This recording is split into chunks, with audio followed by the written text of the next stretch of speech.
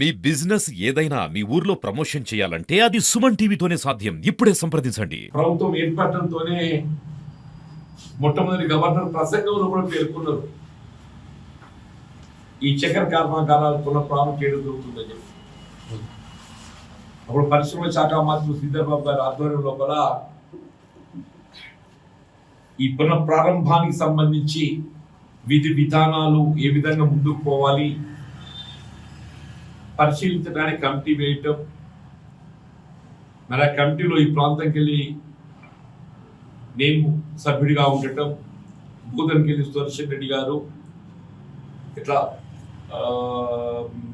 మెదక్కి వెళ్ళి ఏదైతున్నదో ఆ ప్రాంతంకి వెళ్ళి ఒకరు, ఇట్లా ప్రతి ఉమ్మడి జిల్లాకి ఒక్కొక్కరిని సభ్యులుగా ఉండి పరిశీలించడం జరిగింది. ఇక్కడ వాస్తవంగా బేసిక్గా ఈ చక్కెర కర్మాగారాలు ఇవన్నీ ప్రైవేట్ యాజమాన్యంలో ఉన్నప్పుడు ఏదైతుందో ఈ మొత్తం ఆస్తులన్నీ హైపోథికేట్ చేయబడిపోయినాయి. ఆ డెక్కన్ షుగర్ లిమిట్స్ వాడు ఏం చేసిందంటే ఫ్యాక్టరీ నిర్వహణ కొరకు ఈ ఆస్తులన్నీ తనఖా పెట్టిండు. తనఖా పెట్టి దీంతో అప్పులు తెచ్చిండు. మొత్తం బోధండి కానీ మన ముత్యంపేట కానీ ముంబొచ్చిపల్లి కానీ అన్ని కూడా కుదోబెట్టేసి అప్పులు తేవటం, ఆ అప్పుల వడ్డీ భారం, మన ఆస్తి యాజమాన్య పత్రాలన్నీ కూడా బ్యాంకు దగ్గరనే తనఖా కుదోబడి ఉండటం. అంటే బేసిక్ గా ఫ్యాక్టరీ రీఓపెన్ కావాలంటే ముందస్తుగా మనకు ఇవి బ్యాంకు నుండి విడిపించుకోవాలి. మనం ఎంతవరకైతే మన ఆస్తులు కుదోబడి ఉన్నాయో ఆ ఆస్తులను విడిపించుకుంటేనే కానీ మనం ముందుకు పోలేము. తెలంగాణ రాష్ట్ర ప్రభుత్వం ముఖ్యమంత్రి రేవంత్ రెడ్డి గారు కమిటీ సూచన మేరకు శ్రీధర్బాబు గారి చొరవతో ఏదైతున్నదో ఈ బ్యాంకులకు చెల్లించవలసినటువంటి ఒక అప్పు వన్ టైం సెటిల్మెంట్ గా 172 కోట్లు చెల్లించబడే విధంగా తెలంగాణ ప్రభుత్వం ఏదైతుందో చెల్లింపు చేసి, అంటే ప్రభుత్వం యొక్క ఈ చక్కెర కర్మాగారాల పునఃప్రారంభం చేయాలనేటువంటి ఒక ఆలోచనకు కార్యరూపం ఇవ్వటానికి ఏదైతుందో ఈ బ్యాంకులో చెల్లించాల్సినటువంటి ఒక బకాయి మొత్తం తిరిగి చెల్లించటం, ఇది ప్రభుత్వం కాంగ్రెస్ పార్టీ యొక్క చిత్తశుద్ధికి నిదర్శనంగా భావించాలని చెప్పండి. ఈ 172 కోట్లు బకాయి చెల్లించి వీళ్ళ మొత్తం హక్కు పత్రాలన్నీ కూడా మళ్ళీ వి గోట్ బ్యాక్ నిజాం చక్కెర కర్మాగారం NSF అధీనంలోకి వచ్చింది. సరే, ఇప్పుడు చక్కెర కర్మాగారం పునఃప్రారంభం పరిశీలనలో మారిన కాలానికి అనుగుణంగా బోధన్ ప్రాంతంలో కొంత ఆసక్తి తగ్గింది. బోధన్ ప్రాంతంలో అక్కడ రైతాంగం ఏదైతున్నదో సరే ఇప్పుడు ఈ పామాయిల్ ఒకటి తెర మీదకి వచ్చింది. పామాయిల్ తెర మీద రావడంతో ఏదైతుందో అక్కడ రైతాంగం కొంత పామాయిల్ ముగుతుంది. అక్కడ సుదర్శన్ రెడ్డి గారు ఏదైతుందో ఆ ప్రాంతానికి చాలా దగ్గర ప్రాతినిధ్యం వహిస్తుందో వారు చక్కెర సాగు కంటే ఎక్కువ పామాయిల్ పట్ల ఆ ప్రాంత బోధన ప్రాంత రైతాంగం ఏదైతున్నదో మరి ఆసక్తి కనబడుతున్నారు అనే భావన వ్యక్తం చేయగలరు. మన ప్రాంతంలో రైతాంగం యొక్క అభిప్రాయాలు వారి మనోభావాలతో నేను ముడిపడి ఉన్నా కాబట్టి ఏం చెప్తున్నదో ఇప్పుడు సమావేశంలో గత మాసం ఈ మెట్పల్లి ప్రాంతంలో మాత్రం ఏదైతుందో రైతాంగం చక్కెర కర్మాగారం పునఃప్రారంభం పట్ల ఆసక్తితో ఉన్నారు. ఇక్కడ ఫ్యాక్టరీ నిర్వహణలో లేకున్నప్పటికీ కూడా గాయత్రిపై ఆధారపడి కూడా చక్కెర సాగు చేస్తుంది. గాయత్రిపై ఆధారపడి కూడా అది సెల్ఫ్ దాన్ని ఎవిడెంట్. ఇక్కడ రైతాంగం ఏదైతుందో చక్కెర సాగు పట్ల ఆసక్తిగా ఉన్నారు అని చెప్పడానికి నిదర్శనం గాయత్రిపై ఆధారపడి ఏదైతుందో మన వాళ్ళు సాగు చేస్తున్నారు. దాదాపు 1500 హెక్టర్లు ఏదైతుందో ఇప్పుడు సాగులో ఉన్నది మన దగ్గర 1500 హెక్టర్. నేను చెప్పాను బోధన్కు ఈ మెట్పల్లి ప్రాంతానికి మనం ముడిపెట్టడానికి వీలు లేదు. ఈ ప్రాంతం అంతా ఏదైతుందో భూములన్నీ మంచి సాగు యోగ్యమైన భూములు, ఇవన్నీ ఇక్కడ చక్కెర ఉత్పత్తికి ఏదైతుందో చాలా అనుకూలంగా ఉన్నటువంటి భూములు. మనకి SRC ప్రాజెక్ట్ నీటితో పాటుగా భూగర్భ జలాల కూడా మనకు పుష్కలం ఉన్నాయి. భూగర్భ జలాలు.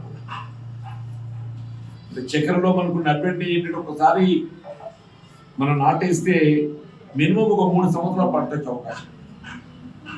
మన 3 సంవత్సరాల పంట రావడంతో ఏదైతుందో పెట్టుబడి అనేది మొదటి సంవత్సరమే మనం కనబడతాం. తదుపరి ఏదైతుందో పెట్టుబడి ఎక్కువగా లేకుండా మనం మిగతా 2 సంవత్సరాలు కూడా మన పంట చేతికి వచ్చే అవకాశం ఉంది. అంటే సంవత్సరానికి ₹1,00,000 పంట చేతికి వచ్చినా కానీ మొదటి సంవత్సరం కొంత పెట్టుబడితో కూడుకున్నా కానీ మిగతా 2 సంవత్సరాలు మనకు పూర్తిగా మనకు లాభసాటిగా ఉండేటువంటి అవకాశం ఉంది. సరే, ఇందులో ఉండేటువంటి ఒక ఇబ్బందులు కూడా ఉన్నాయి గతానికి ఇప్పటికి. గతంలో హార్వెస్టింగ్ అనేది మనకు లేబర్ ట్రైబల్స్ మనకు ఇతర ప్రాంతాలకి వెళ్ళి వచ్చేవారు. ఇప్పుడు కటింగ్ అనేది కొంత సమస్యాత్మకంగా ఉన్నది కాబట్టి ఈ కటింగ్ ఏదైతుందో హార్వెస్టింగ్ మిషనరీస్ వచ్చి ఇప్పుడు ఎట్లయితే ప్యాడీ హార్వెస్టర్స్ వచ్చినాయో గన్నా హార్వెస్టర్స్ కూడా వచ్చాయి. ఆ హార్వెస్టింగ్ లోపల మనకు ప్రభుత్వం తోడ్పాటు అందించినట్టయితే రైతాంగానికి కొంత అది ప్రోత్సాహకంగా ఉంటుంది. సరే, ఏదేమైనా ఇప్పుడు ఫ్యాక్టరీ రీఓపెన్ కావాలి.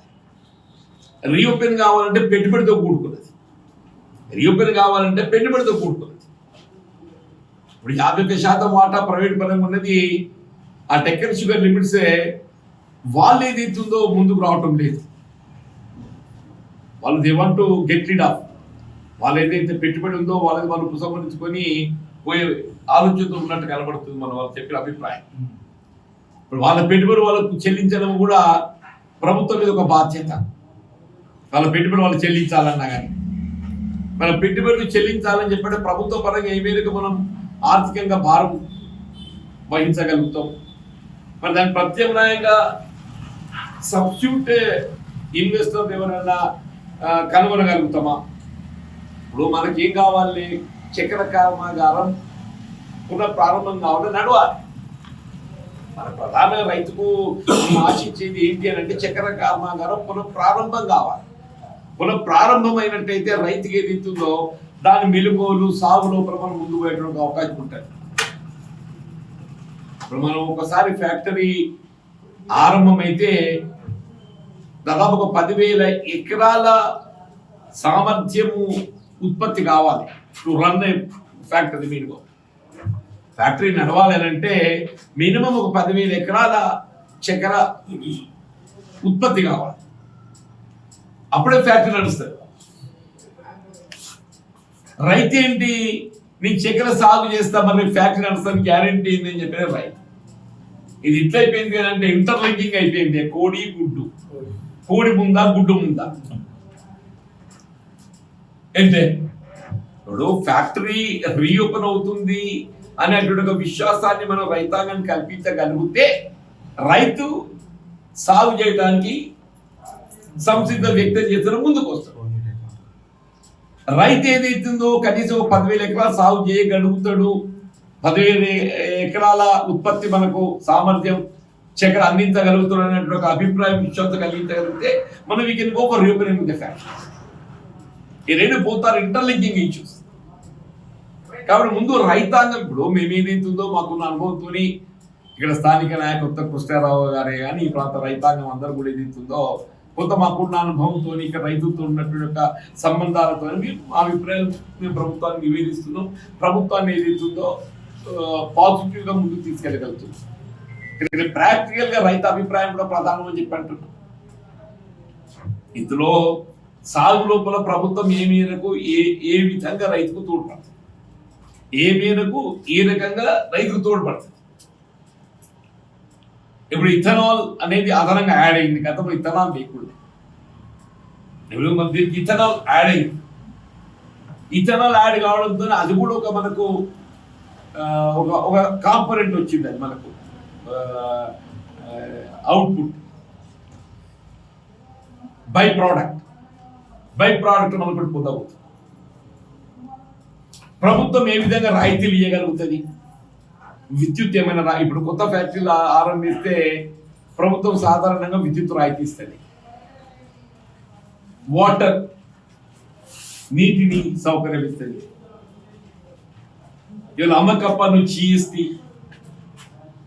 వీళ్ళు ఫార్చునేట్లీ కేంద్ర ప్రభుత్వం చెప్తారు కదా, కేంద్ర ప్రభుత్వం కూడా ఏదైతుందో వ్యవసాయ ఉత్పత్తుల పట్ల జిఎస్టీ సరళీకృతం చేసింది. వ్యవసాయ ఉత్పత్తుల పట్ల అట్లా వ్యవసాయ పనిముట్ల పట్ల కూడా ఏదైతుందో జిఎస్టీ మనకు సరళీకృతం చేసింది చెప్తారు. అంటే ఇవన్నీ కూడా కొంత మనకు ప్రోత్సాహకరం కనబడుతుంది. ఇవన్నీ కూడా మనకు కొంత ప్రోత్సాహకరం కనబడుతుంది. ఇవన్నీ రైతాంగంతో ప్రత్యక్షంగా ఇంటరాక్ట్ కావాలి. రైతాంగంతో ప్రత్యక్షంగా ఇంటరాక్ట్ అయినట్టయితే రైతాంగం యొక్క అభిప్రాయాలు పరిగణలోకి తీసుకొని మనం ఏ విధంగా ముందుకు పోతే బాగుంటుంది అన్నట్టు ఒక భావనతోని అసలు యాక్చువల్గా మన ఈ గణేష్ నిమజ్జనం సందర్భంగా వారు పరిశ్రమ శాఖ కార్యదర్శి సంజయ్ గారు ఏదైతుందో డేట్ షెడ్యూల్ చేసి అప్పుడు మేము ఏదైతుందో గణేష్ నిమజ్జనం ఉన్నది. ఈ గణేష్ నిమజ్జనం సందర్భంగా రైతులందరూ కూడా ఏదైతుందో అందులో ఇమిడి ఉంటారు. మనం ఈ గణేష్ నిమజ్జనం ప్రక్రియ ముగిసిన తర్వాత షెడ్యూల్ పెట్టుకుంటే బాగుంటుందని చెప్పని సూచన చేయడం ద్వారా కూర్చుంది. ఇప్పుడు ఆయన పరిశ్రమ శాఖ మంత్రి ఆయన విదేశాల పర్యటన ముగించుకొని మొన్ననే వచ్చి పోటీ మేము ప్రత్యక్షంగా శ్రీధరబాబు గారితో మళ్ళీ కలిసి పరిశ్రమ శాఖ కార్యదర్శి ఆయన విదేశీ పర్యటన ముగించుకుని వచ్చిండు కాబట్టి మరి మెట్పల్లి విజిట్ షెడ్యూల్ డేట్ ఇస్తే, ఎందుకంటే దసరా వస్తున్నది, మన 2 అక్టోబర్ దసరా ఉన్నది, మన లోకల్ బాడీ ఎలక్షన్ షెడ్యూల్ కూడా వచ్చేట్టున్నది.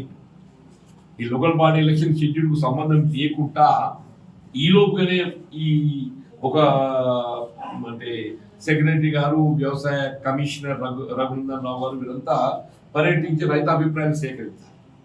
బాగుంటుందని చెప్పంటే ఈ వీక్ లో షెడ్యూల్ ఫిక్స్ చేస్తామని చెప్పిన బహుశా ఉదయం వార్తలు మాట్లాడితే 26th టెంటేటివ్ చెప్పి ఉదయం ఏదైతుందో సంజయ్ గారితో మాట్లాడింది. ఆ ప్రిన్సిపల్ సెక్రటరీ ఇండస్ట్రీ సంజయ్ గారితో మాట్లాడితే ఏదైతుందో నేను మొన్న కలిసినప్పుడు రఘునందన్ రావు గారితో మాట్లాడి డేట్ ఫిక్స్ చేస్తాను. ఇది శ్రీధర్ బాబు గారు వారు సూచన చేసినాం. ఇవాళ మాట్లాడితే ఇవి ఎట్లా మెట్పల్లికి వస్తుంది కదా తెలుసుకుందామని చెప్పని మాట్లాడితే సెక్రటరీ గారితో మాట్లాడితే టెంటేటివ్ 26th డేట్ చెప్పి 26 మళ్ళీ మనకి 27 బతుకమ్మ పండుగ ఉంటుంది అంటుంది. తర్వాత మన దసరా పండుగ వస్తుంది కాబట్టి 26 టెంటేటివ్ డేట్ చెప్పి mostly we may have it at 26th. We may have it at 26th at 11 o'clock. Date మనకు రేపు తెలిసిపోతుంది. ఇదేమో టెంటేటివ్ నేను చెప్తున్నా, ఉదయం మాట్లాడినప్పుడు తెలిసిన డేట్ చెప్తుంది. నేను ఫ్యాక్టరీస్ సైట్లోని లొకేషన్లోని సమావేశం ఏర్పాటు చేయాలని రైతాంగం కూడా ఇది రాజకీయాలకు అతీతంగా దయచేసి ఇక్కడ ఇప్పుడు సమస్య ఇది రైతాంగానికి సంబంధించింది కాబట్టి అందరం కూడా రాజకీయాలకు అతీతంగా ఆలోచించాలి. ఇలా పసు బోర్డు ఏర్పాటు పట్ల కూడా అందులో రాజకీయాలకు అతీతంగా ఆలోచించారు. పసు బోర్డు ఏర్పాటు పట్ల కూడా అందులో రాజకీయాలకు అతీతంగా ఆలోచించారు. పసు బోర్డు ఏర్పాటు చేస్తున్నప్పుడు ఏదైతుందో వారికి వసతి కావాలని చెప్పానంటే రూరల్ ఎమ్మెల్యే భూపతి రెడ్డి గారు మరి క్యాంప్ కార్యాలయాన్ని పసు బోర్డు ఏర్పాటుకి ఏదైతుందో మరి సౌకర్యం కల్పించగలిగింది. ఇలా పసుపు ఏదైతుందో దీనిని మనం గమనించినామా, దాని గుర్తింపుకి ఏదైతుందో దరఖాస్తు చేస్తున్నామని చెప్పాను. అంటే దాంతో పసుపు సీడ్ విత్తనం నాణ్యత మనకు ప్రధానంగా కావాల్సింది పసుపు సీడ్ నాణ్యత. ఆ సీడ్ నాణ్యమైనటువంటి సీడ్ మనం పొందగలిగినప్పుడు ఉత్పత్తి పెరుగుతుంది. ఆ కర్క్సం అనేది మనకు దట్ ఇస్ మోర్ ఇంపార్టెంట్. అది ఏ విధంగా మనము రైతుకు కమర్షియల్ గా వాణిజ్య పరంగా తోడ్పడుతుంది ప్రధానంగా మనం గమనించాలి. కాబట్టి అందరం కూడా రాజకీయాలకు అతీతంగా దీన్ని ముందుకు తీసుకోవాలంటే భావనతో ఎట్లా పోతున్నామో ఈ చక్కెర కర్మాగార పునఃప్రారంభం కూడా రాజకీయాలకు అతీతంగా. అరే ఇప్పుడు గత ప్రభుత్వ హయాం లోపల మనం ప్రభుత్వ పరంగా నిర్మింపజేయబడతామని చెప్పంటే అసలు మూతపడ్డది. We are not going back. గత ప్రభుత్వ హయాం లోపల ఏం జరిగింది అనేది విశ్లేషించడం కాదు. గత ప్రభుత్వ హయాం లోపల ఏదైతుందో మనం ఆశించిన పెద్ద పొందలేకపోయినాం. What are the reasons. ఇప్పుడు ఆరోపణలు ప్రతి ఆరోపణలు కాదు, ఇక్కడ ఆరోపణలు ప్రతి ఆరోపణలు కాదు. దీన్ని ఏ విధంగా మనం పునఃప్రారంభం చేసుకోవడం అనేది ప్రధానం.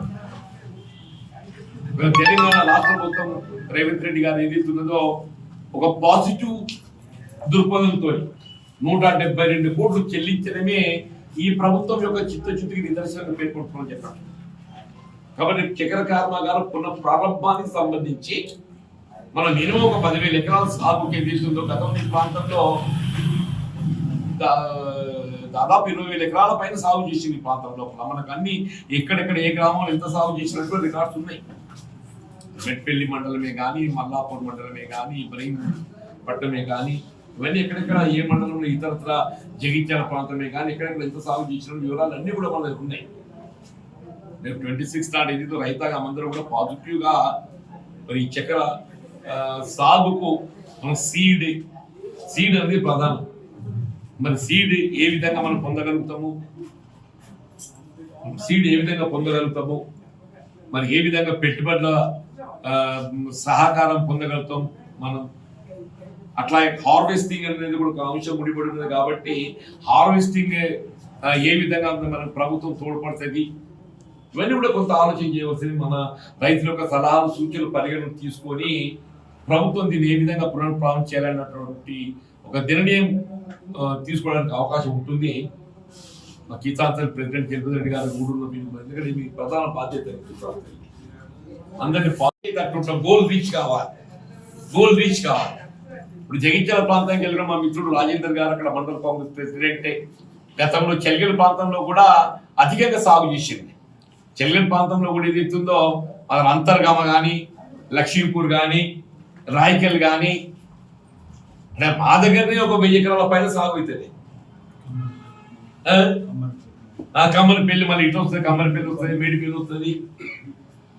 కాబట్టి ఏదైతుందో ఉదయం మిత్రుడు కృష్ణారావు గారితో మాట్లాడినప్పుడు ఏదైతుందో ఒకసారి మనం ప్రెస్ అందరినీ కలిస్తే పాత్రికేయులతో ఇంటరాక్ట్ అయినట్టయితే it will go to the farmer, మన వార్త చేరవేసినట్టు ఉంటుందని చెప్పిన అభిప్రాయంతో కలవడానికి రావడం జరిగింది. దయచేసి పాత్రికేయ సోదరులను కూడా మీ యొక్క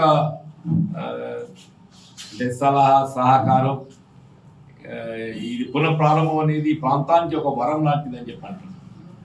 ఈ చక్కెర కర్మాగారం పునఃప్రారంభం అనేది మన మెట్పల్లి ప్రాంతం, జగిత్యాల జిల్లాకు ఒక వరం లాంటిది అని చెప్పండి.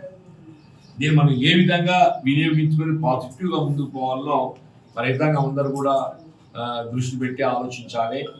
మీ సలహాలు సూచనలతో ఏదైతున్నదో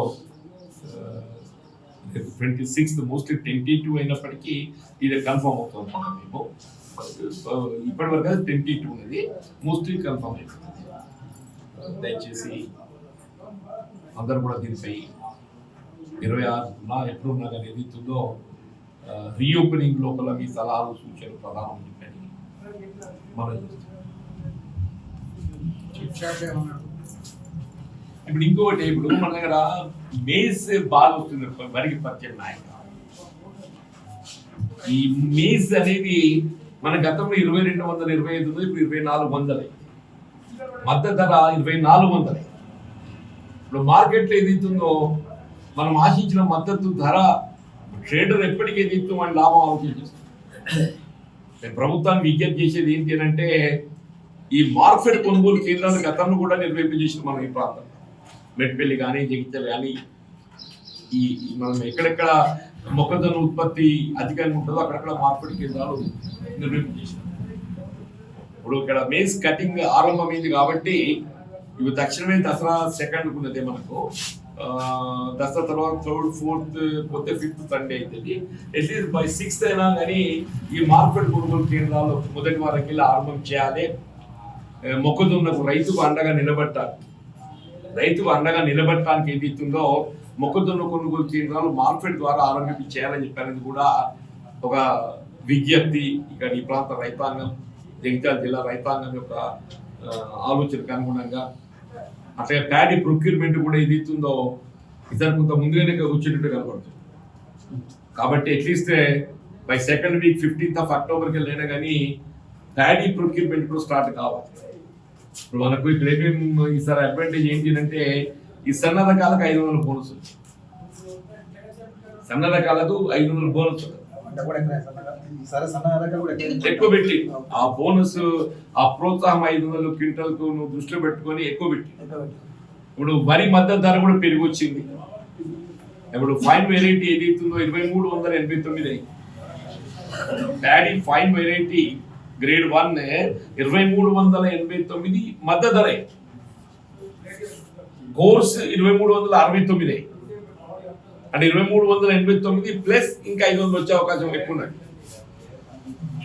కాబట్టి ప్రభుత్వం ఏదైతున్నదో తక్షణమే ఇటు రేపు ఎట్లాగో 26 నాడు ఇక్కడికి వ్యవసాయ శాఖ సెక్రటరీ కమిషనర్ అభినందన్ రావు గారు వస్తున్నారు. కాబట్టి ఈ మార్కెట్ కొనుగోలు కేంద్రం పట్ల కూడా దృష్టి కేంద్రీకరించాలి. ఈ చక్కెర కర్మాగారంతో పాటుగా ప్యాడీ కొనుగోలు కేంద్రాలు కూడా మరి ఎందుకంటే కటింగ్స్ హార్వెస్టింగ్ సీజన్ కూడా ఆరంభమయ్యే పరిస్థితి అవుతుంది. కాబట్టి దానిపై కూడా దృష్టి పెట్టాలి జిల్లాధికారి యంత్రాంగం అని చెప్పని విజ్ఞప్తి చేస్తుంది.